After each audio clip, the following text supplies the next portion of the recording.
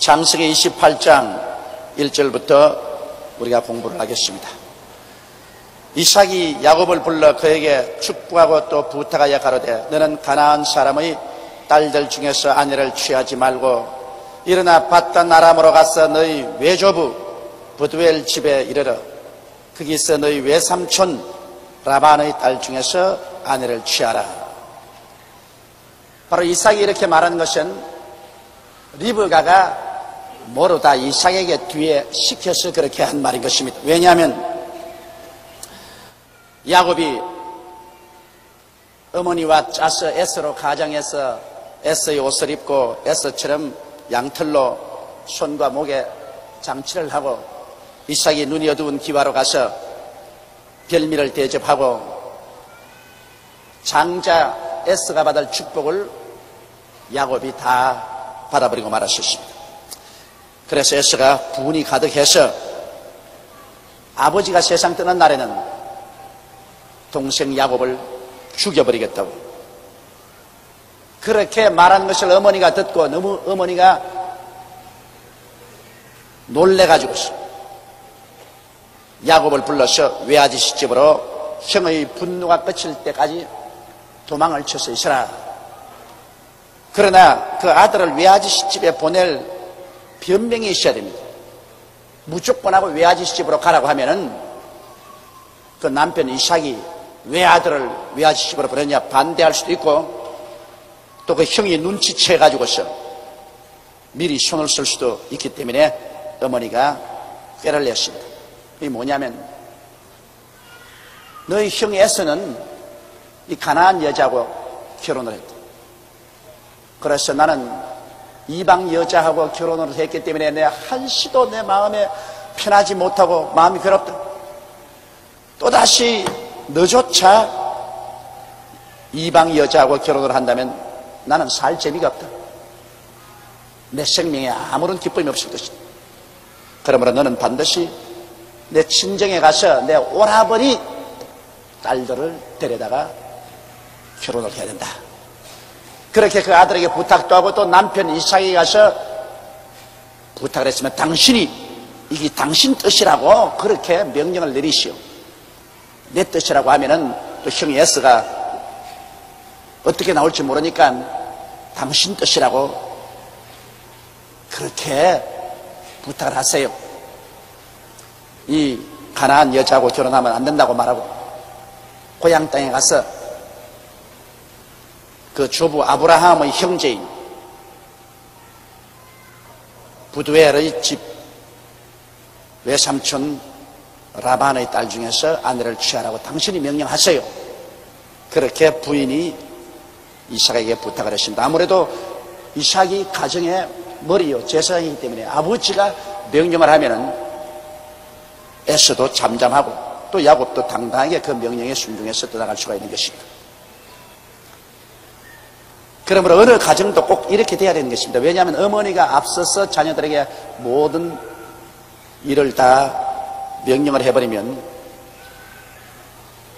나중에 애들이 아버지를 두려워하지 않습니다. 그럼 아버지를 두려워하지 않으면 어떻게 되느냐? 어린 자녀들은 태어날 때부터 어머니는 두려워하지 않습니다. 그럼 나중에 어린 애들을 다스릴 수가 없어요.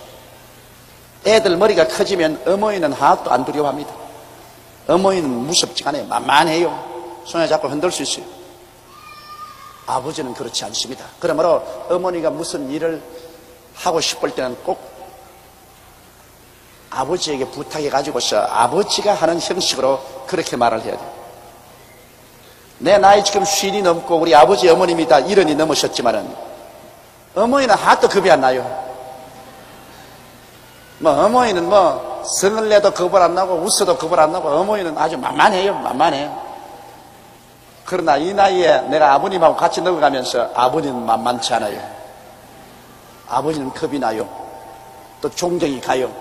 아버지 말은 마음 심중이 들어요. 그 어떻게 없이 하나님께서 그렇게 우리들을 만들어 놓았어요. 우리 집 애들도 보면은 내가 무슨 말을 하면은 애들이 와서 묻습니다. 아버지, 이게 어머니가 부탁해서 하는 말입니까? 아버지가 직접 하는 말입니까? 꼭 그걸 묻는다고. 어머니가 부탁해서 하는 말입니까? 아버지가 직접 내리는 명령입니까? 야, 이놈아, 무슨 소리를 그런 사람입니까? 아버지가 직접 내리는 명령이면 이건 뭐 반드시 우리가 해야 되고, 어머니가 부탁해서 아버지에게 시켜서 하는 말 같으면 조금 재고해 볼 일입니다. 그렇게 말합니다. 애들이 엄마 말을 잘 듣습니까? 이러므로 원래부터 키울 때 아버지를 중심으로 해서 가정을 딱 세워놔야 이 법 질서가 서게 되는 것입니다. 그래서 결국 이 가정에서 리브가가 이런 저질러 놓고 난 다음에 이제 뒷감당을 못 합니다. 맏아들이 둘째 아들을 죽이려고 하니까 어머니가 시켜서 야곱으로 하여금 에서의 장자의 축복을 빼앗겨 놓고 난 다음에 이제 뒷감당을 못 하니까 이제는 자기가 뒤로 물러서고 이삭을 앞에 세우는 것입니다.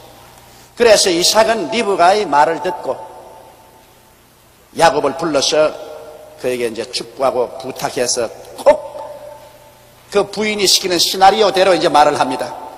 너는 가나안 사람의 딸들 중에서 아내를 취하지 말고 일어나 바단 아람으로 가서 너희 외조부 부두엘의 집에 이르러 거기서 너희 외삼촌 라반의 딸 중에서 아내를 취하라. 그 의미가 있습니다. 왜냐하면 아브라함의 집안에서 아내를 취하라는 것입니다. 이 부두엘은 아브라함의 형제니까요. 그건 왜냐? 이 집안은 원래 모두 다 야훼 하나님을 믿는 집안입니다. 아브라함이 여기에서 야훼 하나님의 계시를 받고 그 아버지 데라와 함께 가나안으로 오려고 갈대아 우르에서 하란으로 나왔다가 거기에서 아버님이 세상을 뜨고 자기는 조카와 함께 아내를 데리고 가나안으로 왔거든요. 그러므로 이 집안은 야훼 하나님을 믿는 집안입니다. 그러므로 여러분 시집 장가들 때 신앙이 갖춰야지 종교가 틀려놓으면 그 무서운 종교 전쟁이 집안에서 일어나는 것입니다. 이렇기 때문에 원래 아내를 구할 때 하나님을 잘 섬기는 그런 집안에서 아내를 구해오면은 그 집안에서 신앙이 사라지지 않습니다. 신앙은 여러분 남자를 통해서 전달되는 것보다도 여자를 통해서 전달됩니다. 그렇기 때문에 예수 잘 믿는 하나님을 잘 섬기는 그러한 아내나 그는 며느리를 데리고 오면 온 집안이만 모두 다 예수 믿게 되어버리고 말입니다. 그러나 예수를 안 믿는 집안에 아내를 데리고 오거나 며느리를 데리고 오면 그 집안이 아주 어수선하게 되고 무신론으로 들어차게 됩니다. 우리 이스라엘의 역사를 보게 될지라도 이스라엘의 제왕 중에 이방 여자를 데리고 와서 그만 바알과 아세라 신을 섬겨서 이스라엘을 타락해 간 적이 한두 번이 아닙니다. 더구나 이스라엘의 아합 왕 같은 사람은 두루와 시돈의 왕 딸인 이세벨을 데려다가 자기 아내로 삼았는데 이세벨이 올 때 이방의 바알신과 아세라신 제사장들을 데리고 와서 온 이스라엘을 우상천지로 만들어버리고 말았습니다. 다윗의 아들인 솔로몬이 얼마나 하나님을 처음 사랑하고 하나님께로부터 지혜와 총명을 얻어 그와 같이 지혜로운 사람이 없을 정도였는데 결국 그가 이방 여자들을 취해서 자기 아내로 삼은지라 이방 여자들이 와서 솔로몬을 꾀가지고서 솔로몬이 나의 많아서는 야훼 하나님을 버리고 이방신을 섬기고 성전에 이방신의 우상을 갖다 세웠습니다. 그 솔로몬이 그렇게 지혜 있고 총명한 사람도 여자에게는 지혜가 흐려집니다. 그러므로 남자라는 것은 장가 잘 들어야지 아무리 지혜 있고 총명해도 여자 잘못 가져오면 지혜와 총명이 흐트러져 버리고 마는 것입니다. 솔로몬 같은 역사에 그만큼 지혜로운 사람이 없었는데도 나중에는 야훼 하나님을 버리고 우상을 섬겼다고요. 그 이방 아내들의 말을 듣고요. 그렇게 지혜가 흐트러집니다. 이러므로 여러분 아들 장가 보낼 때 아들 금지 오겹으로 길러 놓아도 며느리 잘못 갖다 놓으면 얼마 벽앤mol이 성사 안에서 부모하고 원수를 만들어버립니다. 얼마 벽앤mol이 성사 안에서 부모하고 원수 만들어버립니다. 간단해요. 남자는 여자의 말에 지혜가 어두워지는 것입니다. 그러므로 아들 둔 사람도 기도 많이 하고 며느리 구하고, 또 딸 둔 사람도 기도 많이 하고 사위 구하고, 이것만큼 어려운 것이 없습니다. 그러나 이것만큼 일생에 무서운 결과를 맺는 것도 없다는 것을 우리가 알아야 되는 것입니다. 이래서 여기에 이삭이나 리브가가 가나안의 우상을 섬기는 그 문화권에서 자란 딸들을 취해서 자기가 며느리를 보기를 원치 않은 이유는 당연한 이치인 것입니다. 이래서 이미 에서는 그 가나안의 우상을 섬기는 문화권에 있는 딸들을 취해서 아내로 삼았기 때문에 이제는 에서는 벌써 아버지와 어머니 눈에 난 것입니다. 그러므로 장가 안 간 야곱이라도 하나님을 섬기는 그 뿌리 있는 집안에 가서 아내를 취하라, 그렇게 말하셨습니다. 그러고 난 다음에 이제 이삭이 정식으로 그 아들 야곱에게 축복을 해줍니다. 전에는 눈이 어두워서 속아서 축복을 해주었지만은 결국 어떻게 되었든 축복을 해주고 말한 것이니까 그 축복은 돌이킬 수가 없습니다. 속아서 해줬든지 알고 해줬든지 축복은 아버지로서, 그 가장으로서 일단 해줬으니 돌이키지를 못합니다.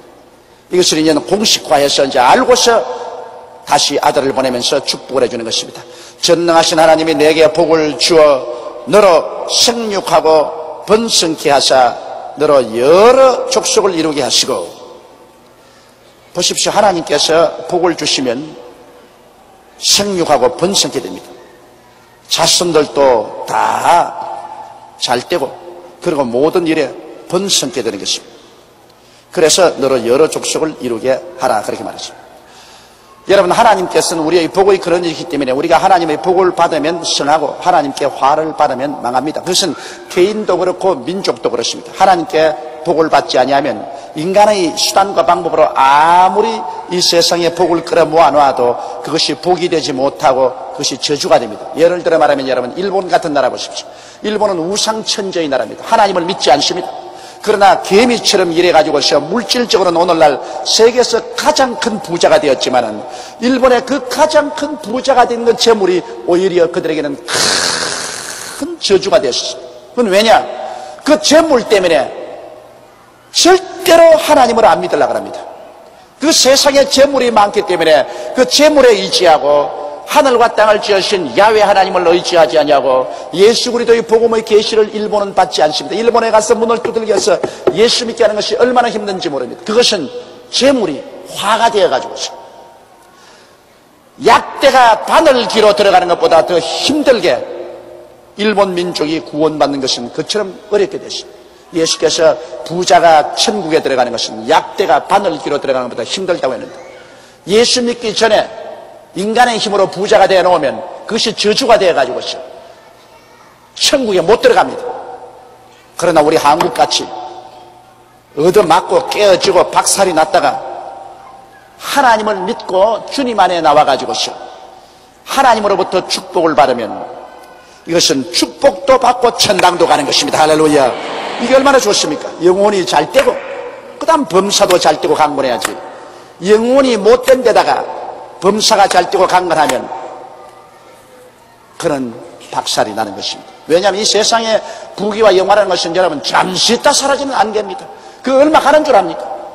그리고 하나님이 없는 재물은 우리에게 평안을 가져오지 않고 언제나 재물 때문에 더 고통을 가져오는 것입니다. 이 세상에 마귀가 주는 재산도 있고 하나님이 주시는 재산도 있고, 마귀가 주는 소위 축복도 있고 하나님이 주시는 축복이 있는데, 여러분, 마귀가 주는 축복이나 마귀가 주는 재산을 받으면 그때로부터 마귀의 종이 됩니다. 예수님을 시험할 때 사탄이 예수께 와서 천하 만국의 영광을 보이고 말하기를 네가 내 앞에 절하라, 그러면 이 모든 것을 내게 주려 하셨습니다. 오늘날 또 사탄에게 절해서 마귀를 따라감으로 말미암아 마귀에게 받은 부귀 영화 공명이 있습니다. 이것은 마귀의 종이 되어서 이 세상에서 마귀의 노예 생활하다가 재물 때문에 지옥으로 떨어지고 마는 것입니다. 그러나 오늘 우리 회개하고 예수를 믿고 하나님을 섬기면서 하나님 중심으로 서서 하나님께서 위에서부터 축복을 내려주어서 생육하고 번성하게 되면, 이 사람은 생육하고 번성하게 되면 될수록 더 하나님께 영광을 돌리고 그 생육하고 번성된 것을 가지고 하나님 사업을 하게 되니 그 더 큰 영광이 되는 것입니다. 이러므로 이 세상에 여러분 재물도 마귀가 주는 재물이 있고 하나님이 주는 재물이 있고, 영광도 하나님이 주시는 영광이 있고 마귀가 주는 영광이 있다는 것을 잊지 말아야 되는 것입니다. 재물이라고 해서 다 할렐루야하고 받을 것 아니에요. 영광이라고 해서 다 받을 것 아니에요. 우리 예수 믿는 사람은 그 나라와 그 일을 먼저 구하고 하나님이 주시는 축복을 받아야만 되는 것입니다. 세상이 주는 일시적인 물질적인 축복이나 향락을 바라서는 안 됩니다. 이것은 그로 말미암아 파멸당하고 마는 것입니다. 그래서 여기 하나님께서 야곱에게 주는 축복은 전능하신 하나님이 복을 주시는 축복입니다. 전능하신 하나님이 복을 주셔서 생육하고 번성케 하사 너로 여러 족속을 이루게 하시고, 아브라함에게 허락하신 복을 내게 주시되 너와 함께 내 자손에게 주사 너와 하나님이 아브라함에게 주신 땅 곧 너희 우거하는 땅을 유업으로 받게 하시기를 원하노라. 이것은 이제 아브라함이 이삭에게 준 축복이고, 이삭이 이제 그 아들 에서에게 준 것이 아니라 야곱에게 그 축복을 공식으로 전달해 주는 것입니다. 원래는 에서에게 축복이 가야 하는데 불구하고 그만 이 에서가 하나님을 등한히 여기고 장자의 명분을 등한히 여겨서 망령되게 팥죽 한 그릇으로 헌신자까지 팔아먹어버리고, 그렇게 한 바람에 하나님께로부터 밑비용을 받았었습니다. 하나님을 등한히 하고 하나님이 주시는 장자의 그 명분의 그 큰 축복을 헌신자까지 팥죽 한 그릇에 내어 던지는 망년된 행동을 하는 이 사람을 하나님이 축복해 줄 수 없기 때문에 에서는 버림을 받은 것입니다. 그러므로 그 동생 야곱이 아브라함의 축복을, 이삭의 축복을 그대로 인계해서 이제 야곱의 하나님이 된 것입니다. 그래서 전에는 아버지를 속여서 이 축복을 받았지만은 이제는 아버지가 알고서 정식으로 이 축복을 그 둘째 아들에게 해준 것입니다. 이에 이삭이 야곱을 보내었더니 밧담 아람으로 가서 라반에게 이르렀으니, 라반은 아람 사람 부두엘의 아들이요 야곱과 에서의 어미 리브가의 오라비더라. 그러므로 바로 야곱이 간 이 밧담 아람은 그게 원래 아브라함이 살았던 곳입니다. 그런데 아브라함의 동생이 바로 부두엘이요, 그 다음에 그 부두엘이 낳은 아들이 바로 라반이요. 그러므로 라반은 이 에서에게는 외아저씨입니다. 외아저씨. 야곱과 에서에게는 외아저씨입니다. 그 외아저씨 집에 갔었습니다. 외갓집에 갔습니다. 외갓집에 가서 이제 외이종 사촌과 결혼을 하게 되는 것입니다. 사실 외이종 사촌 같은 실제는 남이지요. 한 친척이라고도 볼 수 없죠. 그럼 6절에 보면 에서가 본적 이삭이 야곱에게 축복하고 그를 밧담 아람으로 보내어 거기서 아내를 취하게 하였고, 또 그에게 축복하고 명하기를 너는 가나안 사람의 딸들 중에서 아내를 취하지 말라 하였는구로. 그래 에서가 가만히 보았어요. 자, 아버지가 어떻게 하는가. 근데 에서가 또 아버지는 지극히 존경을 했습니다. 아버지에게 사랑을 받았기 때문에 아버지 마음에 상처를 입히는 안 하려고 했는데, 아버지가 가보니까 아버지가 야곱을 불러가지고서 너는 이 가나안 딸들 중에서 딸을 취하지 말고 밧담 아람으로 가서 너 외아저씨 집에 가서 너희 이종 사촌 중에서 아내를 구해서 장가를 떠라, 이렇게 하는 것을 보고 하하, 아버지가 이게 정말 이방 딸을 좋아하지 않는구나, 이방 여자를 좋아하지 않는구나, 이것을 그는 깨달았습니다. 또 야곱이 부모의 명을 쫓아 밧담 아람으로 갔으며 에스가 또 본적 가나안 사람의 딸들이 그 아비 이삭을 기쁘게 못하는지라. 이에 에서가 이스마엘에게 가서 그 본처들 외에 아브라함의 아들 이스마엘의 딸이여 느바요스의 누이인 마할랏을 아내로 취하였더라. 그러니까 이 에서가 가보니까 우리 아버지가 이방 여자를 좋아하니까 안 되겠다. 그러면 아브라함의 첩 하갈에서 난 이스마엘의 딸 중에서 내가 아내를 취해야 되겠다. 그러면 아버지를 기쁘게 할 수 있다. 왜냐하면 아무래도 아브라함의 첩인 하갈과 그에서 난 이스마엘은 하나님을 섬기는 사람이니까 그 이스마엘의 딸 중에서 내가 아내를 취하자. 이래서 벌써 이삭은 이방 여자 중에서 아내를 둘이나 취했는데 거기에다가 또 이스마엘의 딸이요 느바요스의 누이인 마할랏을 아내를 취해서 아내를 셋이나 취하게 된 것입니다. 옛날 구약시대에는 한 남자가 여러 아내를 취하는 것을 하나님께서 이상적이라고는 하지 않았지만은 그러나 죄로서 벌하지는 않았었습니다. 10절에 야곱이 브엘세바에서 떠나 하란으로 향하여 가더니 이제 야곱이 여행하는 과정을 설명하고 있습니다. 야곱이 저기 아버지 어머니가 계신 브엘세바에서 떠나서 옛날 그 조상 할아버지인 아브라함이 살았던 하란으로 향하여 가더니 한 곳에 이르러는 해가 진지라. 가다가 해가 지니까 거기서 유수 가려고 그곳에 한 돌을 취하여 베개하고 거기 누워 자더니 돌베개하고 잡니다. 그 옛날 목동들이 짐승을 치다가 해가 지면은 돌을 가다가 벽에로 삼고 잠을 자는 것은 보통 다 하는 일입니다. 그건 뭐 옛날에 야곱만 한 것이 아니라 우리도 어릴 때 덜해가지고 소먹이고 하다가 잠들면 그게 돌을 벽에 삼아서 잠을 잔 적이 있습니다. 근데 그것도 습관이 되니까 나중에는 벽에 베고는 잠이 안 와요. 우리 그 시골에서 잘 때는 목침이라고 해서 나무로 깎은 그런 벽에를 가지고서 잠을 잤거든요. 그런데 그 목침을 비고 자다가 나중에는 부드러운 벽에를 베니까 도저히 잠이 안 와요. 그 사람 습관은 이상합니다. 그러나 이제 요 사이는 또 목침 베라면 죽어도 못 베요. 그 딱딱한 목침을 베고 어떻게 자요? 그 옛날에는 이 원시 시대라 돌을 벽에로 해서 잠을 자는 사람들이 목동들 가운데는 많이 있었습니다. 그래서 그는 가다가 들에서 돌로 베개하고서 누워서 잠이 들었는데 꿈에 본적 사닥다리가 땅 위에 있었는데 그 꼭대기가 하늘에 닿았고 또 본적 하나님의 사자가 그 위에서 오르락내리락 하고 하나님께서 우리에게 가장 정확한 계시를 줄 때는 언제나 꿈을 썼습니다. 환상으로도 하나님이 계시를 주셨지만 그러나 언제나 가장 정확한 계시는 하나님이 꿈을 통해서 줬습니다. 왜냐하면 사람이 잠잘 때는 이 외부적인 영향력을 미치지 않습니다. 눈에 아무것도 안 보지요. 귀에 안 들리지요. 온 마음이 다 조용하지요. 그러니까 아주 조용한 가운데 그 꿈속에 하나님께서 계시를 주는 것이 정확합니다. 왜 그러냐면 하나님의 아들 예수님이 태어날 것을 보여주실 때 요셉에게 꿈에 나타나서 요셉아 마리아 데려오기를 두려워하지 말라. 그에게 잉태된 것은 하나님의 성령으로 된 것이니 그 이름을 예수라 하라. 그렇게 계시는 것입니다. 하나님의 아들 예수님이 태어나는 그 가장 중요한 계시는 요셉에게 하나님이 환상으로 사용하지 않고 꿈에 그렇게 말하시죠. 또한 그들이 베들레헴에서 있을 때 헤롯이 예수 그리스도를 죽이려고 하므로 꿈에 하나님의 사자가 요셉에게 나타나서 요셉아 헤롯이 이 아기를 죽이려고 하니 아내와 이 아기를 데리고 애굽으로 도망치라. 그 가장 중요한 일입니다. 하나님의 아들을 애굽으로 옮기는 것. 이것도 꿈의 말이시죠.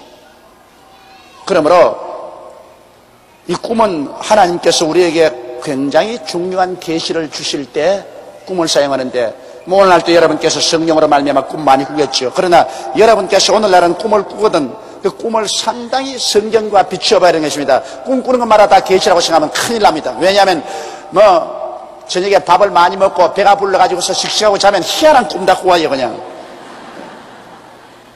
그러니까 꿈이라고 해서 다 계시라고 생각하면 안 됩니다. 계시의 꿈은 자기가 꾸고 나도 알아요. 이것은 계시의 꿈이다. 왜?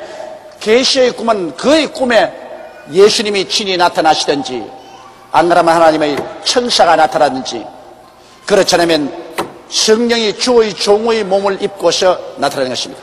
꿈에 주의 종이 나타나는 것은 그것은 성령께서 나타나는 것입니다. 성령은 몸이 없기 때문에 그 교회에 주의 종의 몸을 입고서 성령이 꿈에 나타나시는 것입니다.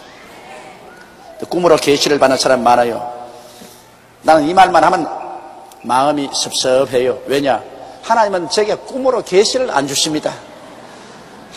아무리 하나님 나도 꿈이나 환상을 좀 주십시오 그렇게 해도 하나님은 제게 환상도 안 보여주시고 꿈도 안 보여주십니다. 꿈이나 좀 볼까 싶어서 기도를 하면은 꿈에 영 막 개꿈을 꾸어가지고서 정신이 없고 하나님이 주시는 꿈을 안 꾼.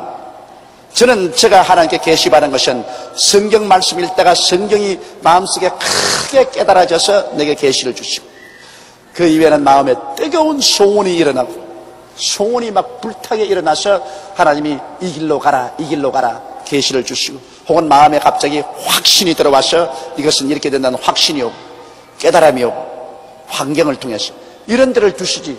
아니 도무지 꿈은 안 주신다고요. 그거 좀 주시면 좋겠는데 그걸 안 준다고요. 그러니까 여러분 기도할 때 혹시 시간 나가던 조 목사에게 꿈 좀 주라고 좀 부탁 좀 해주십시오. 여러분이 부탁하면 하나님이 들어서 주실는지도 모르니까. 그러나 이 야곱은 그 꿈을 꾸었습니다. 꿈에 자 이것이 하나님의 계시의 꿈이 분명한 게 땅과 하늘에 사닥다리가 놓여 있는데 그 꼭대기가 하늘에 닿고 또 본즉 하나님의 사자가 그 위에서 오르락 내리라고 있습니다.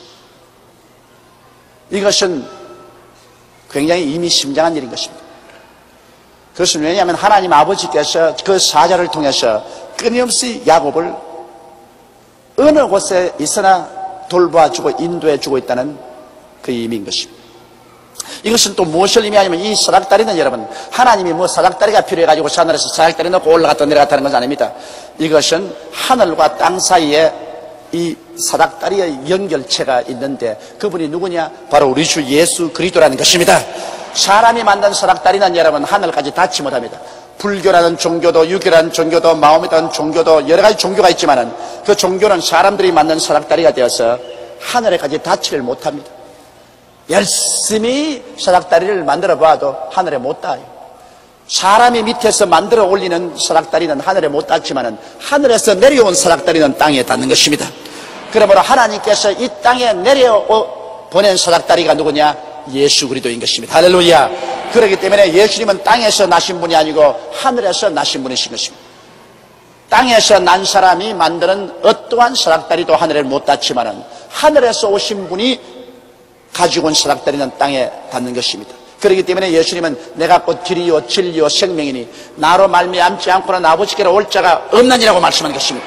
예수님으로 말미암지 않고는 아버지께로 올 자가 없습니다. 여러분 옛날에도 예수님을 통하지 않고는 구원 못 받고 지금도 주님 강림하시는 그날까지라도 예수님 통하지 않고는 절대로 구원 못 받습니다. 그 누가 와서 나는 동방의 의인이라고 해도 그것은 종이 의인입니다. 가짜 의인입니다. 그 누가 왔어도 나는 재림주라고 하더라도 믿지 마십시오. 그것은 거짓말이요 탐욕의 귀신이 들어있는 것입니다. 재림주가 어디 있어요? 예수님 십자가에 못 박혀 죽었다가 부활에 승천한 예수님은 올라가심을 본대로 그대로 오시라고 했는데 예수님은 장차 우리를 데리러 오실 것인데 무슨 재림주가 벌써 한국에 나타났어요? 무슨 재림주가 마누라를 세 번이나 바꿔치우고 자식을 줄줄이 낳아놓고 내가 재림주다 그래요. 여러분 우리 한국에 지금 재림주 소동이 일어나고 있는데 조심해야 돼요. 조심해야 돼요. 미혹게 하는 영에 속아 넘어가면 안 됩니다. 여태까지 예수 잘 믿었다가 마지막에 가서 미혹게 하는 영에 끌려 들어가면 안 됩니다. 우리 재림주는 장차 오실 예수 그리스도시 문시성 가진 주가 아닙니다. 문시성 가진 주가 아니에요. 조시성 가진 주도 아닙니다. 우리 주님은 예수 그리스도밖에 없습니다. 예수 그리스도 이외에 다른 복음을 전하면 저주를 받습니다. 예수 그리스도 이외에 다른 복음을 믿으면 저주를 받습니다. 예수밖에 없습니다. 자나 깨나 예수, 사나 죽으나 예수, 먹으나 못 먹으나 예수, 예수만 사랑하는 여러분 되시기를 주의 이름으로 축원합니다. 예수님만이 하늘에서 이 땅에 닿은 사닥다리고, 그리고 예수님을 통해서 하나님의 사자들이 오르락내리락 하면서 여러분과 나를 도와주십니다. 우리가 예수 이름으로 하나님께 구하면 하늘에 닿은 사닥다리니까 하나님이 상달되죠. 무엇이 내 이름으로 내게 구하면 내가 시행하랬죠. 예수 그리스도 이름을 통해야 하늘에 닿고, 예수 그리스도 이름으로 기도할 때 하나님의 천사가 오르락내리락 하면서 우리를 돌봐 주시는 것입니다. 13절에 또 본즉 여호와께서 그 위에 서서 가라사대 나는 여호와니 너희 조부 아브라함의 하나님이요 이삭의 하나님이라 너희 누운 땅을 내가 너와 내 자손에게 주리리. 자, 여기 보십시오. 바로 그 사닥다리 꼭대기 위에 야훼 하나님이 계십니다. 여호와란 말은 원래 올바른 히브리어 발음은 야훼입니다. 야훼란 발음이 우리 한국식으로 번역해서 여호와라 하는데 원래 정확한 발음은 야훼 하나님이신 것입니다. 그러므로 사닥다리 위에 야훼 하나님이 서 계셨습니다. 바로 그 사닥다리 예수 그리스도 위에 하나님이 계신 것입니다. 예수 그리스도를 통해서 하나님이 계신 것입니다. 사닥다리를 통해서 하나님 말씀하는 것처럼 오늘 하나님께서는 예수 그리스도를 통해서 말씀하는 것입니다. 그런데 바로 이 하나님께서 야곱에게 말씀하기를 나는 너 야훼니 너희 조부 아브라함의 하나님이요 이삭의 하나님이라.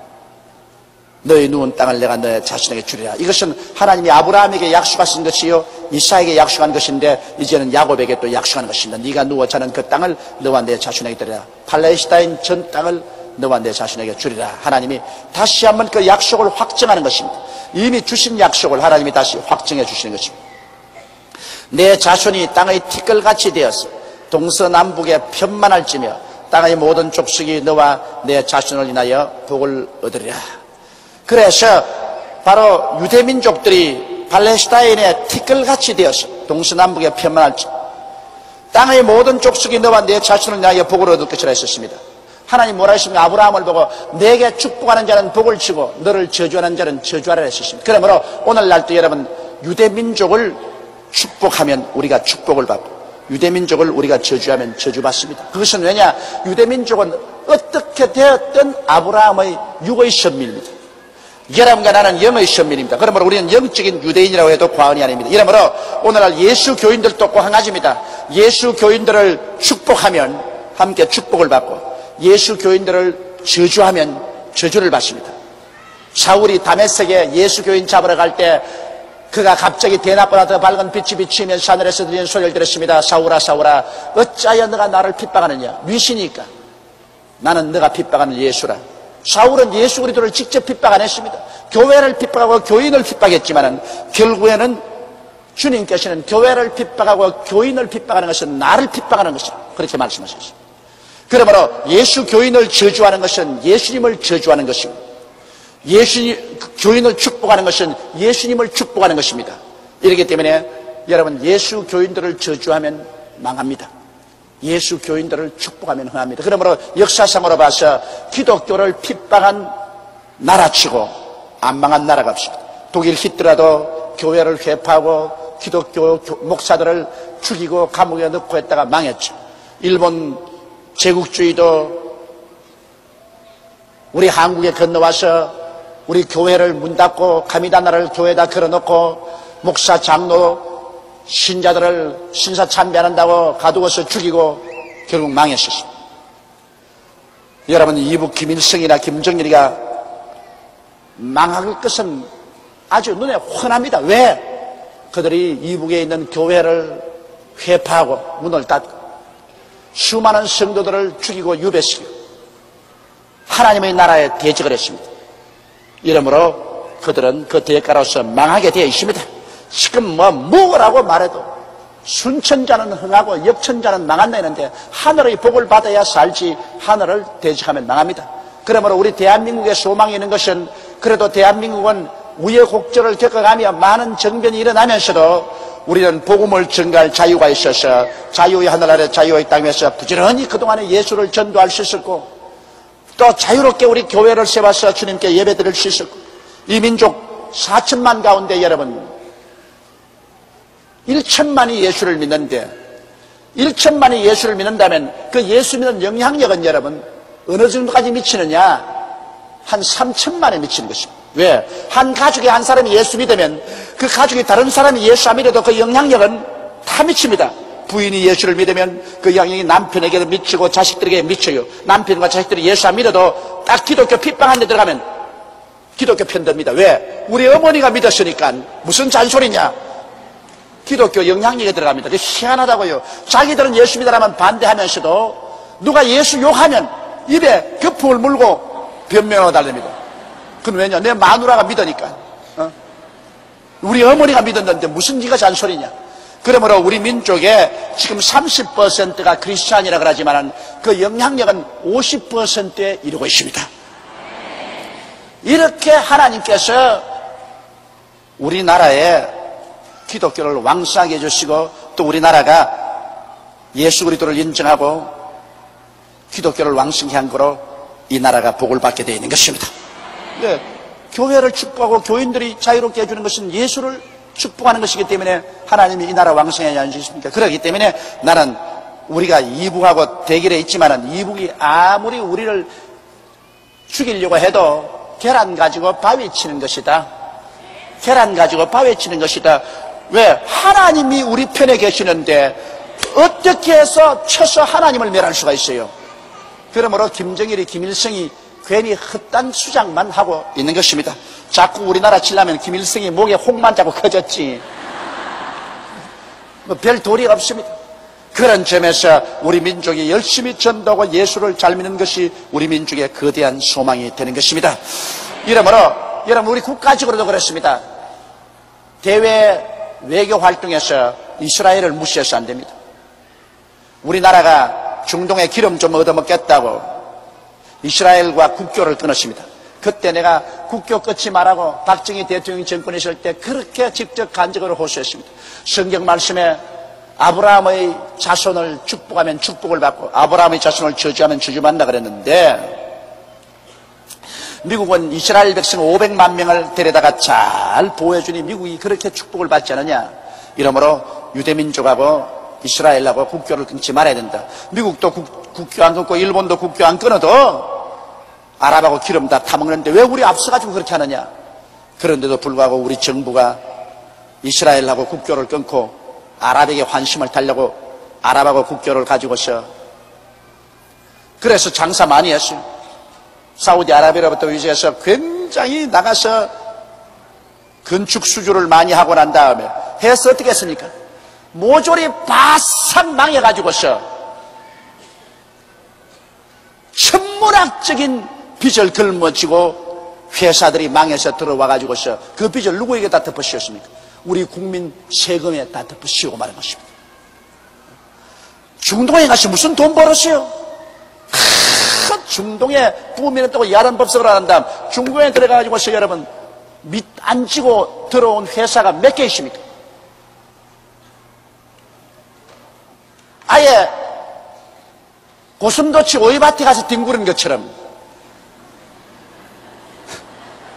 온 빚을 잔뜩 어깨에 걸머쥐고 한국에 돌아와가지고 있어요. 국민들에게만 그 무거운 부담을 안겨주고 말았습니다. 그 벌은 것도 없어요. 아라에 가서 뭘 벌었습니까? 하나님의 말씀은 여러분 거짓이 안 됩니다. 주의 말씀은 하늘에 굳게 서사오도록. 그러므로 성경 말씀은 그대로 이루어진 것입니다. 우리 민족이 한 예수를 잘 믿어서 하나님께서 영적으로 예수를 잘 믿기 때문에 축복을 해주시지만은 육신적인 외교는 잘못하는 것입니다. 절대 이스라엘하고 외교를 끊어서는 안 돼요. 지금이라도 이스라엘하고 외교 관계를 열어야 됩니다. 외교 관계 끊어서는 안 돼요. 왜 흑백 논리로 갑니까? 일본 같은 나라는 이스라엘도 손잡고 아랍도 손잡고 삽니다. 미국도 이스라엘도 손잡고 아랍도 손잡고 삽니다. 영국과 프랑스 같은 나라도 이스라엘도 손잡고 아랍인데 우리 한국 사람은 기질이 너무 단기라 흑 아니면 백입니다. 흑 아니면 백으로 하지 말고 흑도 아니고 백도 아니고 낮도 아니고 밤도 아니고 부옇게 사는 것이 정치라고요. 부옇게 있으면 밤편에 오면 우리도 밤에 속한다 부옇게 하느냐 그러고 낮에 오면 우리도 날 아니냐 우리도 부옇고 그렇지 않냐. 이게 정치라고요. 정치가.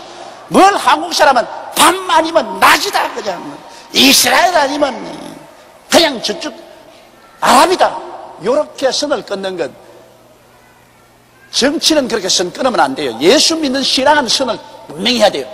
예수 믿으면 확 믿고 세상 안 믿으면 세상은 확 멀리하고, 그 신앙은 그렇게 해야지만 정치는 여러분 뿌옇게 해야 정치를 하는 겁니다. 좋은 것 같기도 아니고 아는 것 같기도 하고, 언제는 보니까 공주에 난 새 같기도 하고, 언제는 보니까 박쥐가 발발 기는 짐승 같기도 하고, 기었다가 날랐다가 그렇게 하는 게 바로 정치입니다. 그런데 우리 한국이 그걸 못해요. 그래가지고서 지금도 우리 정부는 이스라엘하고 국교 관계가 없습니다. 이런 점에 있어서 하나님이 우리 한국의 기독교회이기 때문에 하나님께서 영적 선민님으로 축복을 주시지만은, 그러나 육적인 선민인 이스라엘과의 관계가 끊어져 있으므로 손해를 많이 보고 있는 것입니다.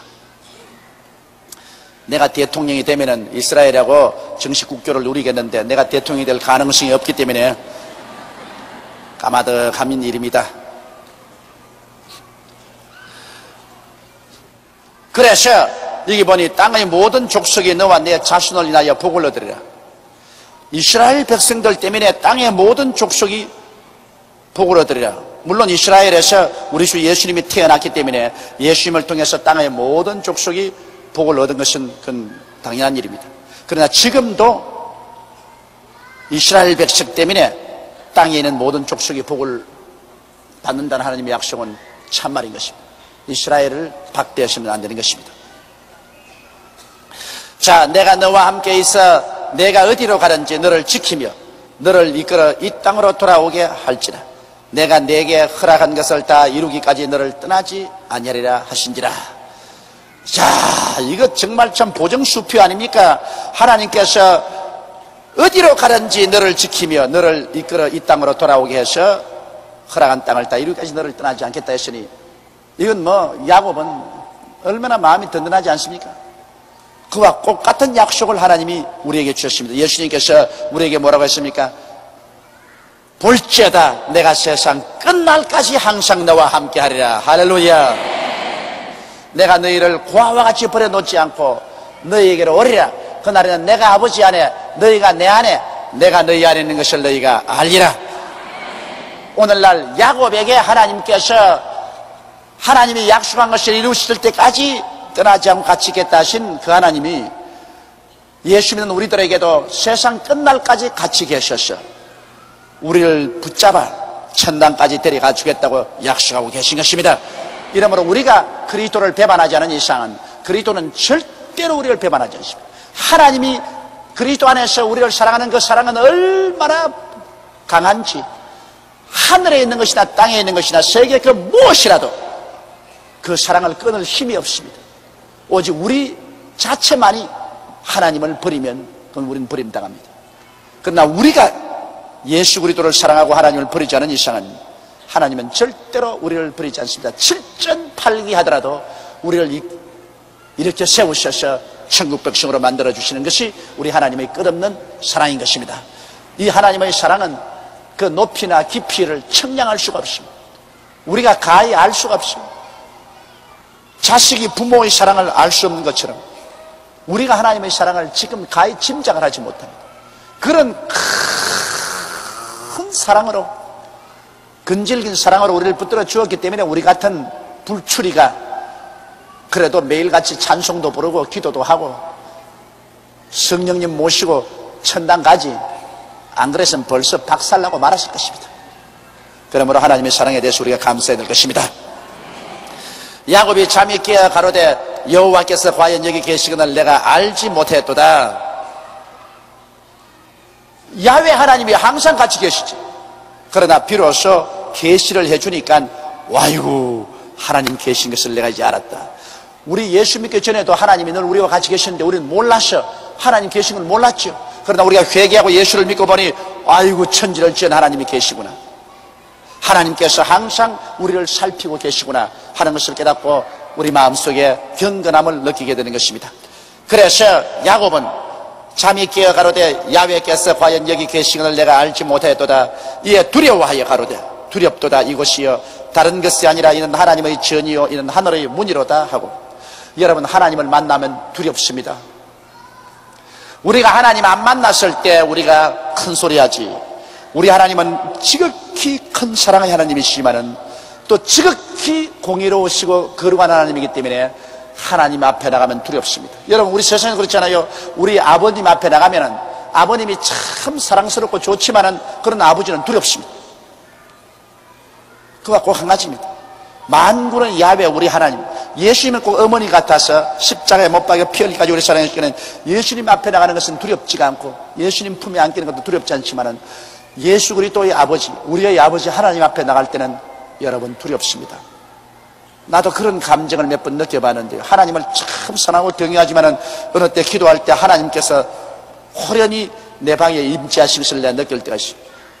그러니까 내 영혼 뼛속같이 두렵더라고요. 하나님이 임재하시니까 그 하나님 앞에서 내가 벌거벗은 인간같이 되고 그 두려움이 말로 닿을 수 없어. 그때 내가 느낀 것은, 야, 내가 예수 믿고 하나님 자녀가 됐는데도 하나님이 임재하시니까 이렇게 두려운데, 나중에 예수 안 믿고 심판받기 위해서 하나님 앞에 선 죄인들이야 얼마나 두렵겠느냐. 이건 말로 형언할 수 없이 뼈골이 다 녹아질 정도로 두려울 것입니다. 그러므로 예수 안 믿고 여러분 나중에 하나님 심판대 앞에 섰을 때 그 공포와 그 불안과 그 처절한 절망이란 이루 말로 다 할 수가 없어요. 이거는 정말 몸서리치게 무서운 것입니다. 이러므로 차라리 예수를 안 믿을 바에야 안 태어난 것이 훨씬 좋았어요. 안 태어나시면 그런 공포를 체험하지 않죠. 하나님께서 마지막 심판할 때 얼마나 분노하시는지 성경은 말하기를, 해산한 여인이 구로에서 배가 아파서 막 고함을 치고 몸부림을 치듯이 하나님께서 그 보좌에서 나와서 죄인을 짓밟으면서 몸부림치겠다고 그랬어요. 그 얼마나 무서운 형용입니까? 여러분, 전지전능 무서워보시는 하나님이 해산한 여인이 고함치듯이 보좌에서 일어나서 자기 아들 예수 그리스도를 짓밟고 그 피를 무시한 인생들을 향하여 컴을 치면서 하나님이 발부둥을 치고 입에 그 부을 무시고 하나님께서 분노해서 심판을 하는데, 그게 누가 감히 내 주먹을 믿으라고 나올 척발이 주먹이 어디 있습니까? 이거 정말 몰라서 그런 소리 하는 것이지, 정말 하나님을 믿지 않고 반역한 사람들 보면은 너무너무 불쌍하고 안타깝고 참 그들을 위해서 울어도 끝이 없을 것 같습니다. 왜? 안 태어났으면 좋았겠는데, 정말 안 태어났으면 그런 무서운 고통을 안 당할 것인데 왜 태어나서 하나님을 안 믿고 그런 고통을 자초하느냐. 내가 이런 말을 해도 안 믿는 사람은 잘 논다, 협박해가지고서 믿게 하려고 잘 논다, 또 그렇게 말한다고요.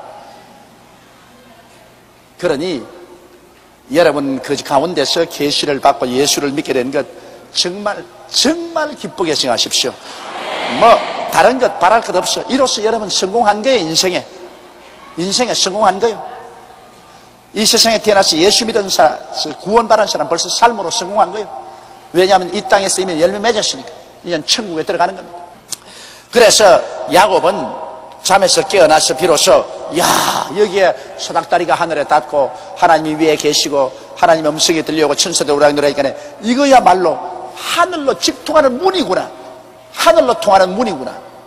그리고 이 자리가 바로 하나님이 임재하신 하나님의 집이구나. 그래서 그 자리의 이름을 베델이라 했습니다. 베델이라는 말은 바로 하나님의 집이란 말인 것입니다.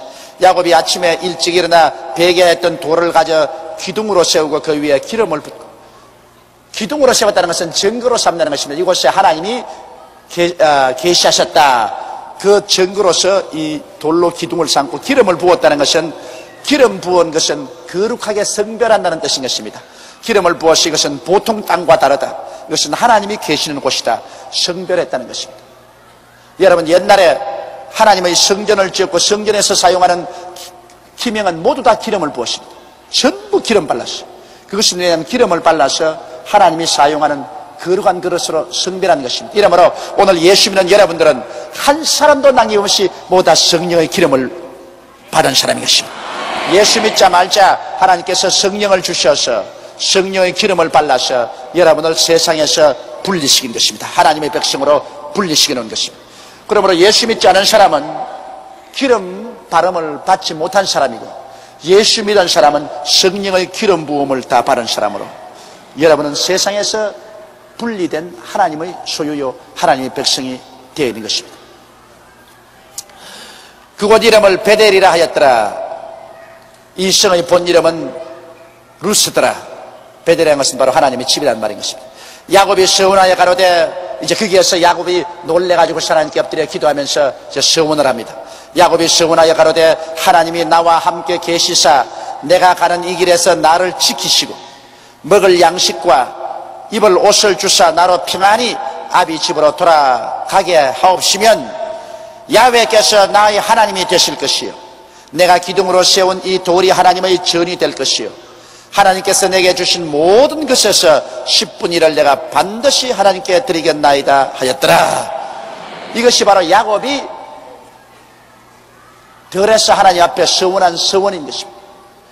우리가 하나님께 축복을 받는 것은 좋은데, 우리가 대단히 어려운 일을 당하면은 정말 하나님의 언약을 내가 받고 싶을 때는 사람들이 서원을 합니다.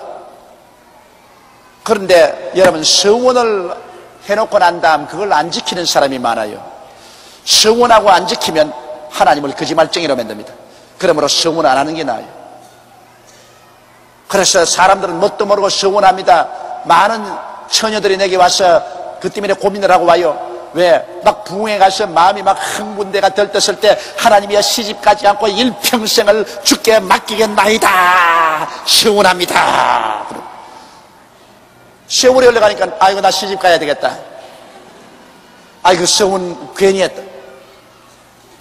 그 중대한 문제입니다. 여러분, 하나님은 장난하는 분이 아니니까 서원을 하게 되면은 그 벌써 하나님 앞에 언약을 하는 거죠. 그래서 나중에 신앙이 식어져서 시집을 가야 되겠다. 그러면 처음 서원한 것을 어겼기 때문에 하나님께 범죄하게 된 것입니다.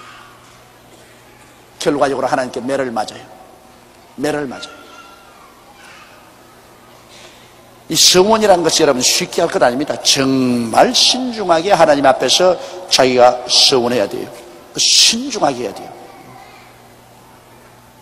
그걸 자기 기분상에 마음대로 내킨다고 서원을 해서 안 돼요. 그러나 서원하는 것은 반드시 지켜야 돼요. 그래서 하나님 앞에 서원한 것인데, 사람에게 약속한 것도 지켜야 되는데, 하나님 앞에 서원이란 하나님과 약속한 것인데 그걸 안 지키면 어떻게 돼요? 그래서 이 야곱은 대단히 답답했습니다. 왜냐하면 자기는 아직 외아저씨 얼굴도 못 봤는데 형에게 쫓겨서 외아저씨 집으로 가니까 마음이 답답하고 불안하고 얼마나 초조했겠습니까? 그래서 하나님 앞에서 서원을 한 것입니다. 그 서원이 바로 자기 마음에 있던 답답한 그 심정을 그대로 표시하는 것입니다. 하는 말이, 야곱이 서원하여 가로되 하나님이 나와 함께 계시사 내가 가는 길에서 나를 지켜주시고, 이 인적이 없는 산중을 걸어가니까 짐승이 나올지 도적지가 나올지 모르니까 불안하거든. 하나님이 나와 같이 계셔서 나를 길에서 지키시고, 또 어디 가서 뭘 먹을지 모르니까 먹을 양식과 입을 옷을 주시고, 내가 가는 곳에 먹을 양식을 주시고 옷을 주시는 것, 이거 인생이 살아가는데 다급한 일 아닙니까? 그리고 또 나로 평안히 아비 집으로 돌아가게 하옵시면, 내가 지금은 외아저씨 집으로 피난을 가지만은 편안하게 우리 아버지 집으로 돌아가게 하옵시면 그때는 야훼께서 나의 하나님이 되실 것이요, 뭐 지금도 하나님이 되시지만은 그때는 더욱더욱 하나님을 섬기겠다, 그 말인 것입니다. 하나님을 위해서 내가 목숨을 바쳐 살 것이요, 내가 기둥으로 세운 이 돌이 하나님의 전이 될 것이요, 이 베델에 내가 돌을 세워서 기름 본 이 자리에 내가 하나님 성전을 짓겠다가 말인 것입니다. 내가 하나님을 위해서 기름 성전을 짓겠고, 또 하나님이 내게 주신 모든 것에서 10분의 1을 내가 반드시 하나님께 드리겠나이다. 11조 생활 꼭 하겠다, 그 말인 것입니다. 하나님 앞에 11조 생활 꼭 하겠습니다. 오늘날 어떠한 사람들이 말하기를 11조라는 것은 율법 시대에 있는 것으로 은혜 시대에는 11조 없다, 그렇게 말한대요. 그 얼마나 11조 바치기 싫어서 그런 것을 발명해내요. 율법 시대라는 것은 모세가 시내산에서 율법을 바른 것입니다. 그것은 아브라함과 이삭과 야곱 시대보다도 400년 후에야 율법을 바르는데, 그 율법에 하나님이 11조를 드리라고 명기를 했습니다. 그러나 이 11조는 율법이 오기 430년 전에 이미 아브라함 때부터 11조 받았습니다.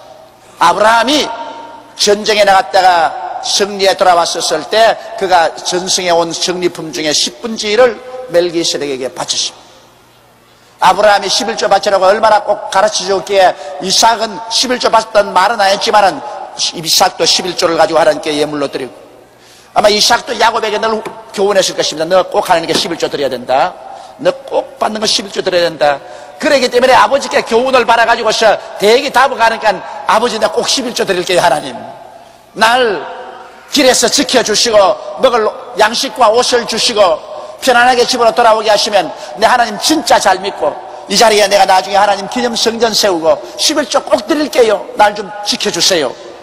그렇게 했다고요. 그러므로 11조 교육은 아브라함이 하나님께로부터 철저히 받았고, 아브라함은 이삭 그 아들에게 11조 교육 꼭 시켰고, 이삭은 야곱에게도 11조 꼭 생활하라고 꼭 시킨 것입니다. 왜냐하면 11조는 하나님과의 축복의 언약입니다. 축복의 언약입니다. 내가 내 수입 중에 11조를 하나님께 드림으로 하나님께 주는 여러분과 나에게 같이 있어서 인생길에 지켜주시고 우리에게 먹을 양식과 입을 옷을 보장해 주시고 편안히 천당까지 가도록 이끌어 주시는 것입니다. 그러므로 우리가 얻는 10분 일을 하나님께 드리는 것은 우리의 큰 기쁨이요, 우리의 특권이요, 하나님이 나와 함께 일해 주신다는 언약인 것입니다. 이렇기 때문에 여러분 꼭 11조를 하나님께 드리십시오. 마귀는 와가지고서 이 하나님과 축복의 언약인 이 11조를 못 드리게 하려고 자꾸 애를 씁니다. 마귀는 말은 11조는 율법 시대의 것이다. 그렇지 않으면 장차 잘 살거들랑 그때 11조 드려라. 또 그렇지 않으면 11조를 하나님 성전에 드릴 건 뭐냐, 그거 받아가지고서 11조 가운데서 남성교회 헌금도 내고 여성교회 헌금도 내고 선교 헌금도 내고 구제도 하고 네가 알아서 해라. 11조는 하나님 것이다. 하나님 것을 지가 가지고서 마음대로 씁니다. 있고 국가에 세금 낸 돈 가지고서 국가에 낼 거 뭐냐, 내가 적당히 봐서 이게 내 세금 드릴 걸 가지고서 내가 구제도 하고 다리도 놓고 내가 다 할 테니까 국가에서 세금 내라면 국가 세금 내가 가지고 다 썼습니다. 그런다고 세금이 되나요? 안 됩니다. 11조만은 그것은 하나님 성전에 드려야 됩니다. 자, 그러면 오늘 이 시간에 우리 야곱이 고향 산천을 떠나서 외아저씨 집으로 가는 그 과정을 알아보았습니다. 이제는 29장에는 이제 야곱이 고향 산천 떠나서 외아저씨 집에 가서 어떻게 살아가는가, 그것을 또 공부하겠습니다.